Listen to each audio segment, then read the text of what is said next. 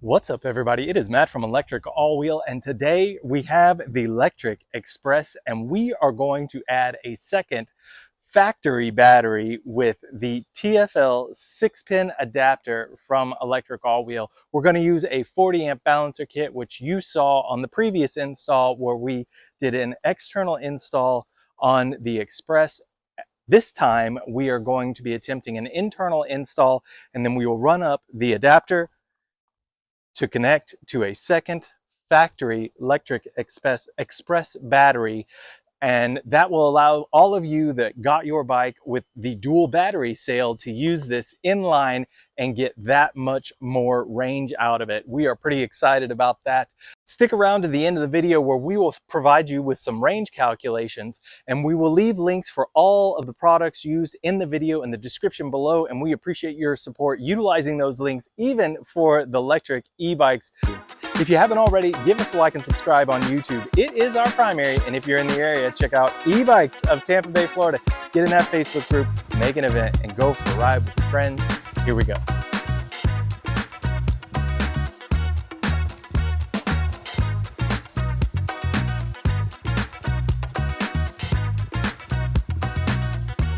Okay, for this endeavor, you're going to need to loosen the motor cable so you can disconnect it from the motor and get slack for the controller inside the controller housing.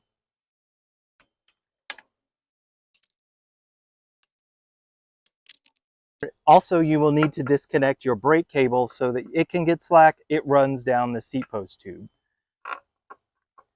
This cable.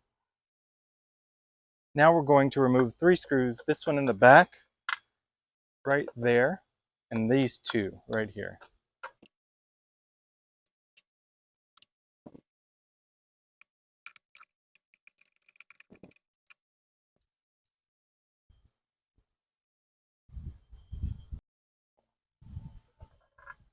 Lift that out. So now we're going to lift out the cable and everything inside. So we're pulling the controller, and then we'll have access to our plate.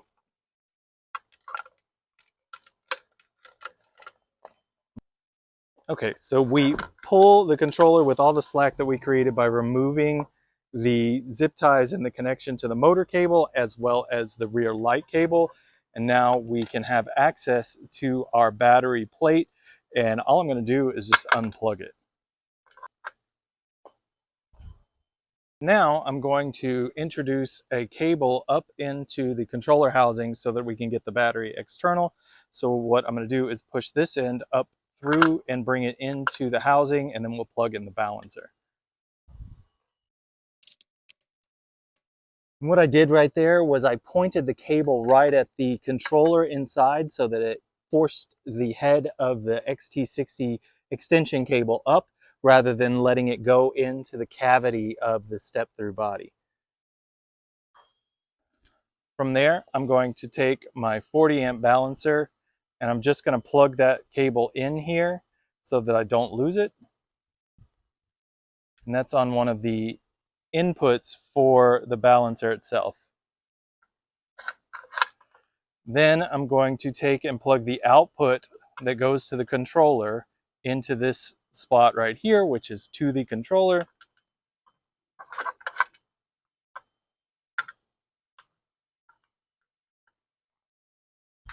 And then after my last 2 connections, the very last thing I'm going to do is plug in the battery plate.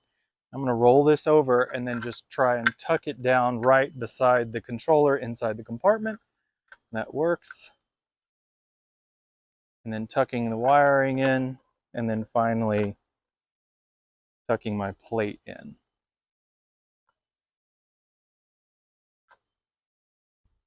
And be sure to remove as much slack from these main cables that I can.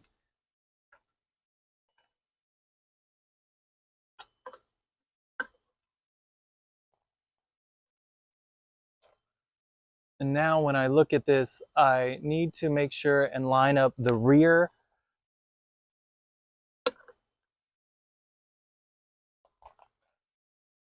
bolt hole back here so that I can get the screw in.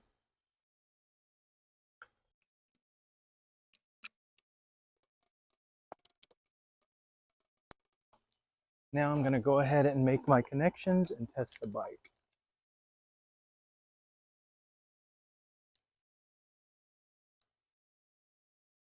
So I'm just plugging the motor cable wire in.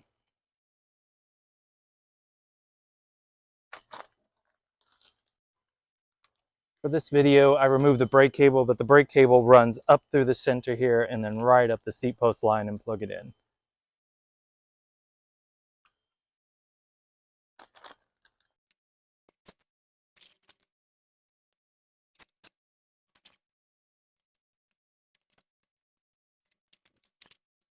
Now I'm going to have my extension cable follow that line, and I'm just going to put it up through that same opening.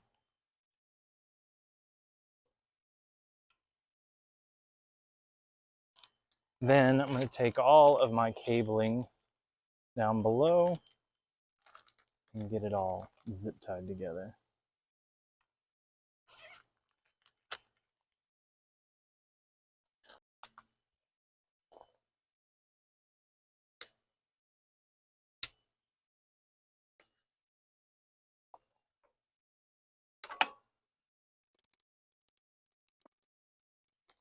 All right, now that I've got my cable up through here, I'm going to go ahead and install the second extension cable from the kit. I'm going to plug it in. I'm going to run it right up through there and then see it reach the area on the rear rack. And then what I would normally do is zip tie this together with the brake cable.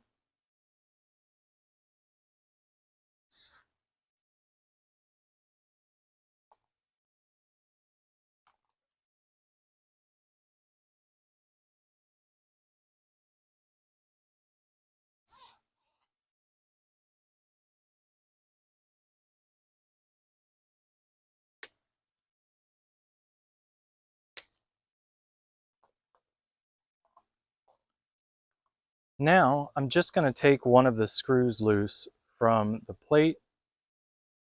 Let me roll it over. As you can see, the negative side is here, the positive side is here. So I'm just going to take loose this upper left screw, not the smaller one, but the larger one.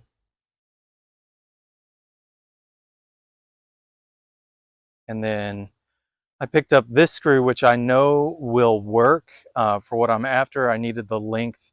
And what I'm going to do is just go ahead and plug that in and screw in one screw into the face of this. So since my positive side is here, I'm going to put red on the positive side. There we go. And then go ahead and get my screw in there.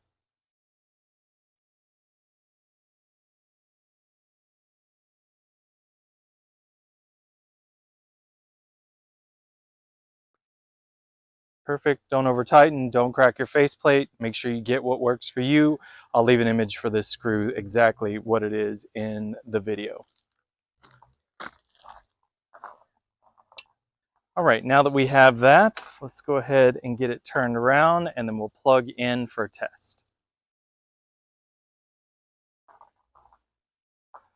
Keep in mind there is no factory battery right now. It's hollow. Only rear rack battery. Here we go. Has one. Excellent. Now that is only on this battery. I'm going to go ahead and unplug this. I'm going to take this factory battery and plug it in.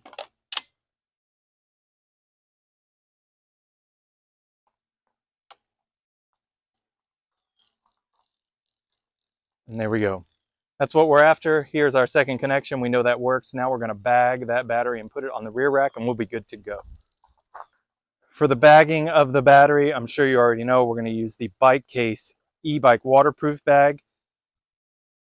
And this is a 14 amp hour battery, and I'm just going to go ahead and slip it in here to the end and set it up on the rack.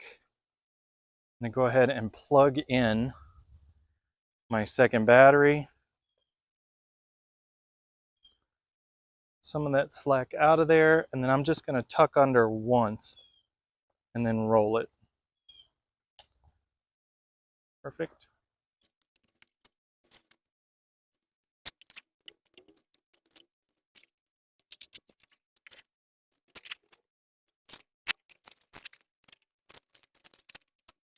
Well, there you have it. We have successfully added a second factory 14 amp hour battery to the Lectric XPress with the ElectricAllWheel dual battery discharge balancer kit and the TFL 6-pin adapter for this battery specifically. It will also work for the XPeak battery as well.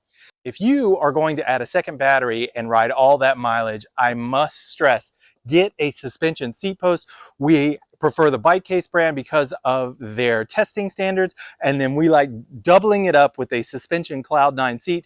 We will leave a link for this suspension seat post and all the other products in the description below. We really appreciate your support utilizing those links. A lot of you stuck around for the calculations of range, so let's just get to it.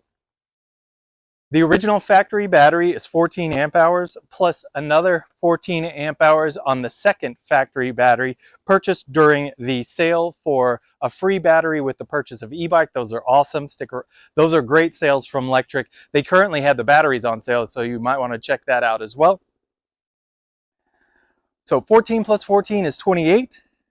Multiply that by 48, you get 1,344 watt hours. You're going to divide that by 25, and 25 is the Mica toll constant. And it says it's 25 watt hours per mile ridden at 20 miles an hour, throttle only. And you get